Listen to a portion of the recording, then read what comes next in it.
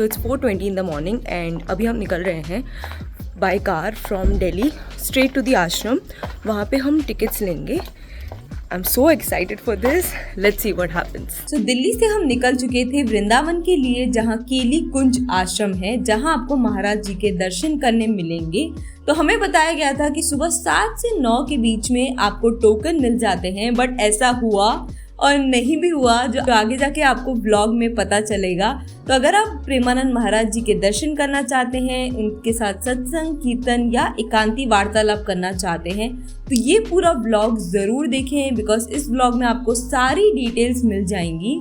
सुबह हो चुकी थी और रात को अच्छे से ना सोने की वजह से कार में एक आध झपकी तो मैंने मार ही ली। जैसे ही मैं उठी तो धूप देखकर मुझे लगा सनस्क्रीन लगाना तो बनता है, बिकॉज पिगमेंटेशन और टैनिंग तो हमें बिल्कुल नहीं चाहिए।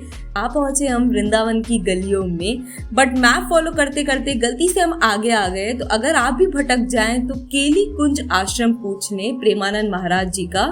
पीछे रहो, टोकन जहाँ पे मिलता है, हाँ टोकन मिलता है, पीछे रहेगा पीछे। तो फाइनली हम आ पहुंचे केली कुंज आश्रम।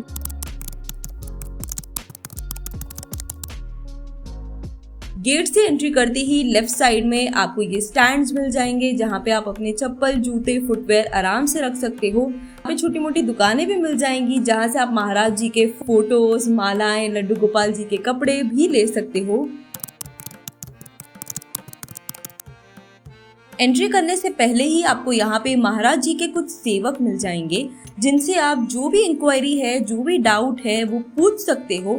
तो यहाँ आकर हमें पता चला कि कीर्तन और सत्संग के टोकन तो एक रात पहले ही मिलते हैं, और सुबह सुबह आपको मिलता है टोकन सिर्फ एकांती वार्तालाप का। एकांती वार्तालाप यानी कि जो भी आपने इंस्टाग्राम या यूट्यूब पे वीडियोस देखे हैं, जहाँ पे आप महाराज जी से प्रश्न पूछते हो, तो उसके टोकन मिलते हैं सुबह 10 बजे। बट उसके लिए आपको लाइन में लगना पड़ता है 7 से 8 बजे से ही।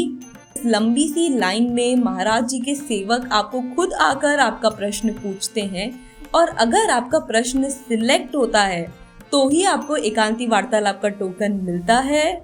जी हाँ, बिल्कुल। तो इस पूरे प्रोसेस के 2 राउंड होते हैं। सो इस वीडियो को पॉज करके आप इसका स्क्रीनशॉट ले लें, ताकि ये आपको बाद में मदद करेगा, बिकॉज इसी टाइमिंग के अकॉर्डिंग यहाँ पे सत्संग और कीर्तन होता है।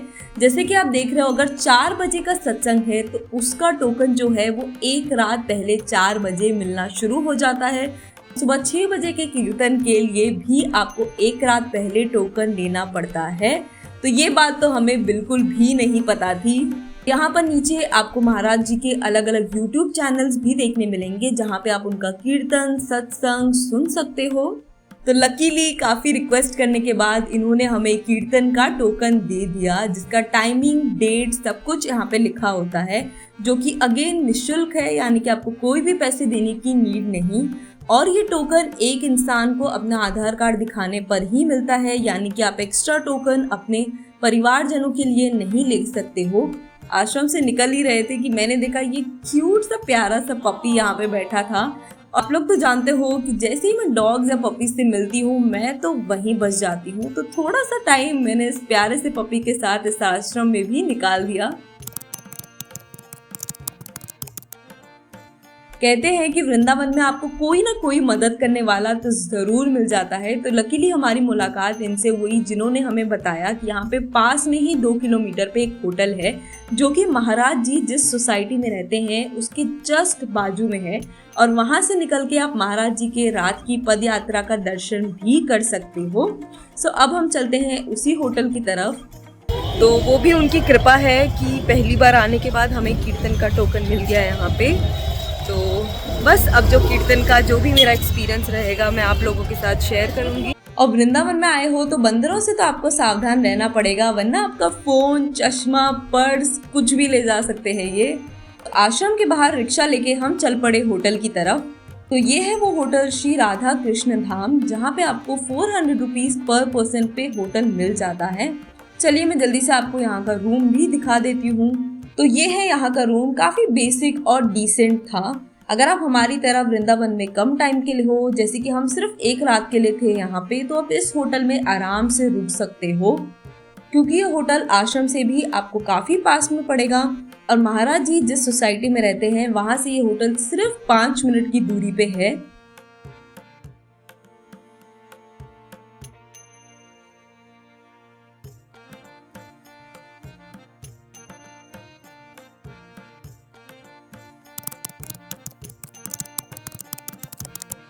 अभी हम जा रहे हैं मथुरा की तरफ यहाँ से घूमने, कृष्ण जन्मभूमि।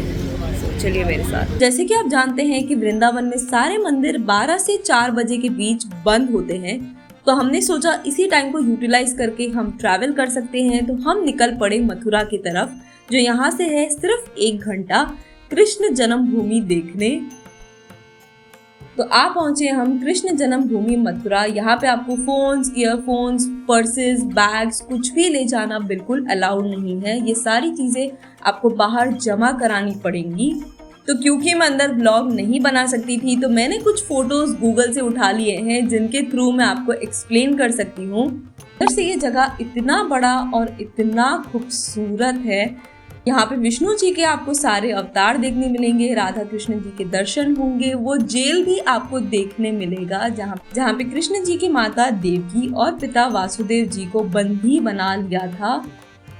तो वो सारी कहानियाँ कैसे घटित हुई और कहाँ हुई, वो सब कुछ यहाँ आप देख सकते हैं। तो अगर आप मथुरा आए तो कृष्ण जन्मभूमि बिल्कुल भी मिस मत करिएगा, आपको बहुत अच्छा लगेगा यहाँ आकर। तो हम चल पड़े वृंदावन प्रेम मंदिर की ओर।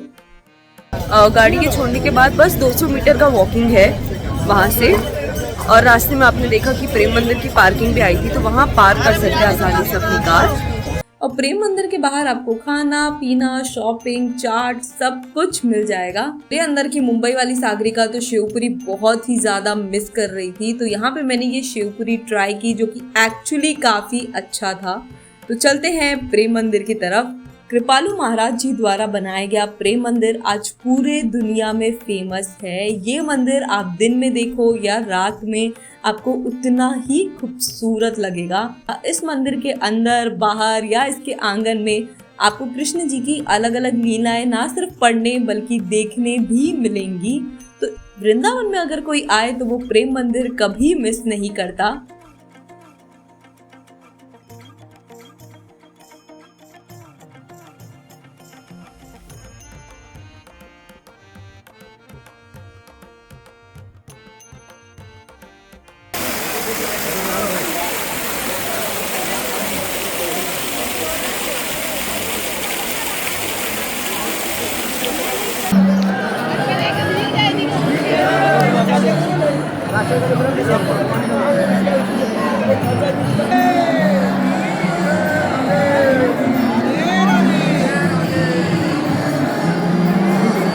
मिनट में इतनी गर्मी हो गई, इतना सफोकेशन हो गया यहाँ पे, पर कोई बात नहीं।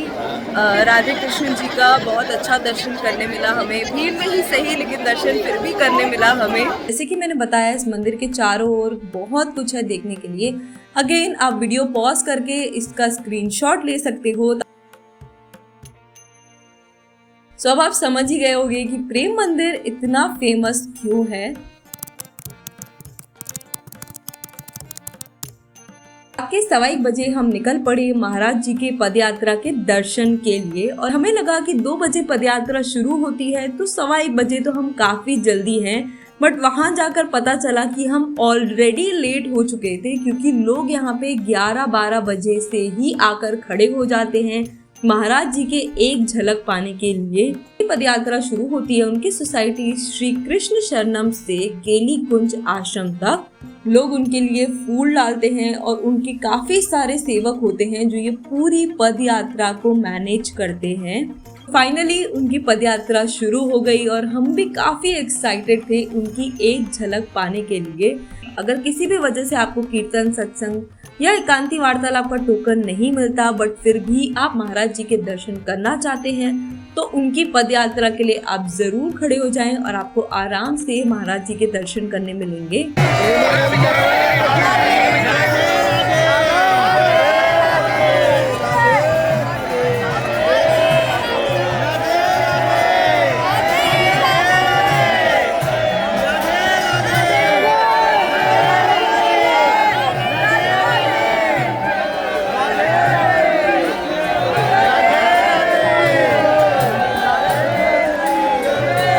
जिस चीज के लिए हम इतनी दूर वृंदावन आए थे वो सक्सेसफुल रहा। महाराज जी के दर्शन तो हो गए। रात को ही यहाँ पे आपको चाय मैगी मिलने लगता है, तो हम भी मैगी खाकर चल पड़े होटल की तरफ। सुबह के 5 बज रहे हैं और आंखों में है बेहिसाब नींद, पर सुबह 6:45 बजे का हमारा कीर्तन है, जिसके लिए 6:30 बजे हमें आश्रम पहुंचना है। तो चलो जल्दी से रेडी हो जाते हैं। कीर्तन का भी टोकन मिल गया, सो मैं काफ़ी ज़्यादा एक्साइटेड हूँ। ऑब्वियसली वहाँ पे फोटोग्राफी वीडियोग्राफी अलाउड नहीं होगा, बट मैं लौट कर आऊँगी आप लोगों के पास अपना एक्सपीरियंस शेयर करने के लिए। क्या आपको कीर्तन में महाराज जी के दर्शन मिलते हैं नहीं मिलते हैं, मैं अलग से एक यूट्यूब शॉर्ट और रील भी अपलोड करने वाली हूँ कि महाराज जी के दर्शन अगर आप करना चाहते हैं तो किस किस तरीके से कर सकते हैं। जल्दी से मेरे चैनल को सब्सक्राइब कर लो, ताकि मैं जब ऐसे हेल्पफुल शॉर्ट्स और वीडियोस अपलोड करूँ तो आपसे मिस ना हो और आपको नोटिफिकेशन सबसे पहले मिल जाए। तो चलिए अटेंड करते हैं कीर्तन एट केली कुंज। होटल से निकलकर रिक्शा लेकर हम पहुंचे आश्रम। कीर्तन चालू होने से पहले लाइन में हर किसी का फोन स्विच ऑफ कराया जाता है और आपका आधार कार्ड भी चेक किया जाता है।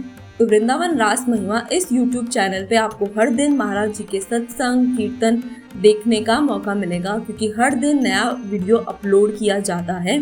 7 बजे से कीर्तन शुरू होता है और 8 बजे महाराज जी आते हैं, और उसके बाद पर्दे के पीछे जो पूरी खूबसूरत सजावट की जाती है राधा कृष्ण के लिए, वो आपको देखने का मौका मिलता है।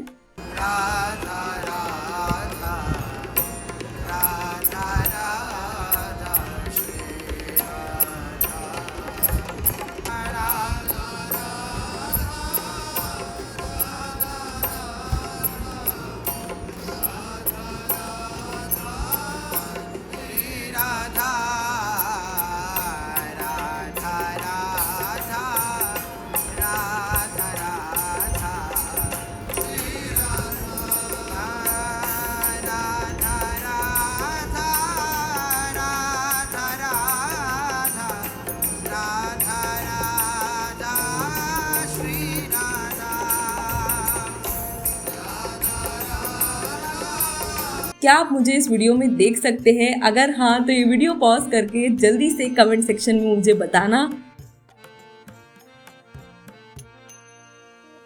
और उसके बाद महाराज जी द्वारा चौपाई पढ़ी जाती है।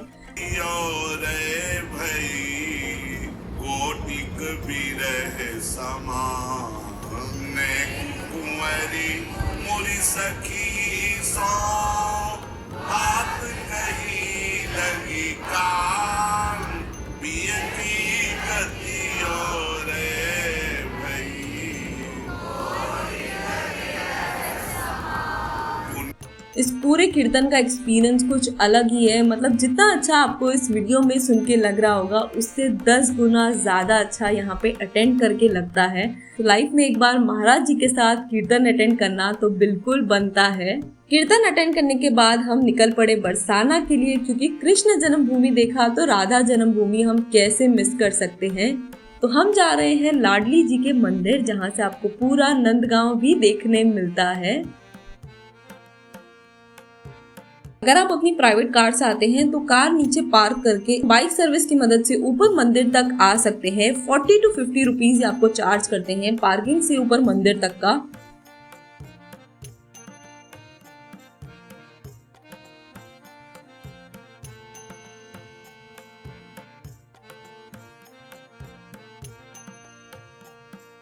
और आप पहुंचे हम राधा रानी के मंदिर, और चलिए मैं आपको दर्शन कराती हूँ।